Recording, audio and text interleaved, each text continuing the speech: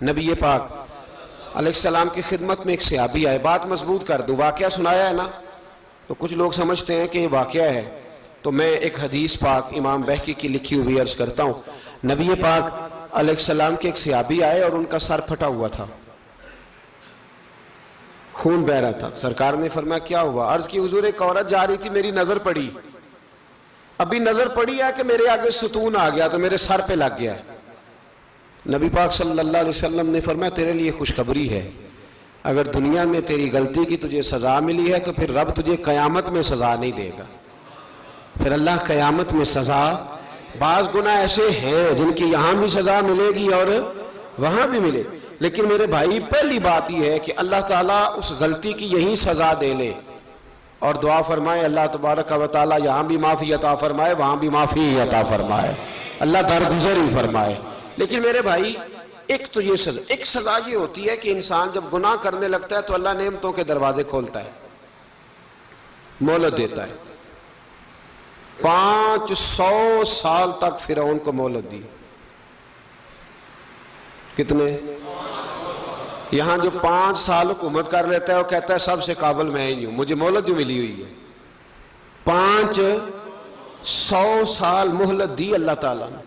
اور فرعون کی قوم پر پتہ عذاب کس طرح کے آئے تھے؟ ٹڈیاں مسلط کر دی اللہ نے.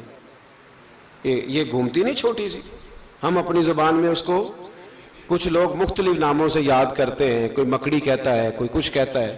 مسلط کر دی, جاتی نہیں. ان پر بنی اسرائیل کے ان مقابل جو فرعون کی قوم تھی ان پر الزام اس طرح کا عذاب آیا کہ مینڈک مسلط کر دی اللہ تعالیٰ. برتن کھولتے تھے اندر مینڈک نکلتا تھا, دنیا کی ہر دوائی استعمال کرتے تھے لیکن مینڈک نکل آتا تھا. تھوڑا سا سمجھا کریں چیزوں کو. ہمارے رنگ نہیں زیادہ گورے کہ ہم پر عذاب نہیں آتا. کوئی بہت زیادہ اللہ تعالیٰ معاف فرمائے دولت نہیں جمع کرا بیٹھے شاہی خزانے میں کہ ہم سے پوچھا نہیں جائے گا. یہ مہلت ہے, مہلت کو مہلت سمجھو. پھر جب پکڑ آتی ہے نا اللہ کریم کی, میں نے دیکھا ہے کروڑوں روپیہ, 6 اولادیں. ایک شخص کے بچے باہر سے آ رہے تھے, وہ بندہ بیمار تھا, مجھے کہنے لگا حضرت جی دعا کریں میں ان کے آنے سے پہلے مر جاؤں ورنہ آ کے مجھے مار دیں گے, دعا کریں. اتنی بے سکونی, کروڑوں روپیہ پڑا ہے تو یہ عذاب نہیں؟ کوئی ضروری ہے کہ پتھر ہی برسیں گے تو سمجھ آئے گی؟ یہ جو سگا بیٹا بوڑھے باپ کے قریب سے گزر جاتا ہے سلام نہیں لیتا تو اس کو عذاب نہیں سمجھتے؟ یہ جو امت کی بیٹیاں, امت کی بچیاں, ہماری بچیاں ایک سال کے اندر 75,000 ہزار بچی ایک ڈویژن سے بھاگ کے شادی کر رہی ہے, اور ایک صوبے سے. تو اس کو آپ اللہ کا عذاب نہیں سمجھتے؟ یہ معمولی بات ہے. نہیں ہمارے رنگ ہو رہے ہیں, ہم بڑے سمارٹ ہیں. 1500 سال مہلت دی نوح علیہ السلام کی قوم کو. کتنے سال؟ بول کے بتائیے, بول کے دوبارہ بولیے.